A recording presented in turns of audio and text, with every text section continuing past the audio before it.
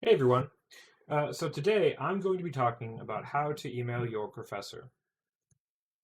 The first thing you should do, obviously, when you're even considering emailing a professor and asking them for help or for anything really, is to look at the syllabus. The syllabus is going to have information on how they want you to email them or how they want you to contact them, period. If you are going to email them, the first thing you should do is include a subject. The subject should include things like the class name or code. So the code would be like the four letter acronym as well as the number, and then the section of the class that you're in, because different sections might be at different places in the course. You should also include the reason for the email. This just kind of helps the process get started earlier and lets the professor know with a glance what you want.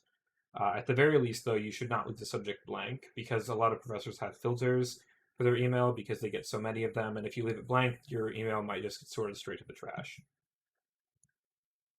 Secondly, you need to include your name. If you don't include your name, the professor is just going to end up asking anyway, and it just makes the process go a lot smoother if you include it right away.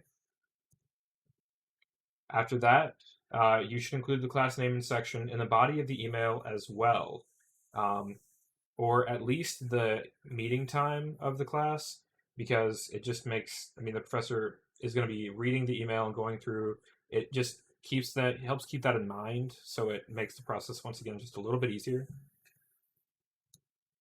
And then you should include a professional greeting. So something like dear might be a little bit too much. Usually hello or hi followed by the professor's name is enough. But really, it depends on how the professor wants to be addressed. Um, so some professors will be fine if you address them by their first name. Some prefer to be called professor, whatever their last name is. It really just depends on who the professor is. After that, when you're actually composing the body of the email, you need to ask specific questions. This makes the process go a lot faster, and it's a lot easier for the professor to actually get started helping you. They want to help you, that's what they're there for, but you need to help facilitate that as much as possible. Uh, Secondly, after asking specific questions, you need to include the things that you've already tried in trying to solve the problem yourself. If you haven't really tried anything, that doesn't really look great for you.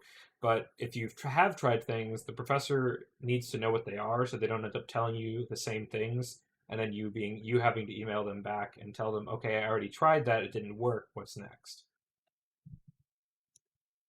Last but not least, you really should say thank you when you're emailing a professor. Um, it is their job, but it's really just polite, and also they appreciate it.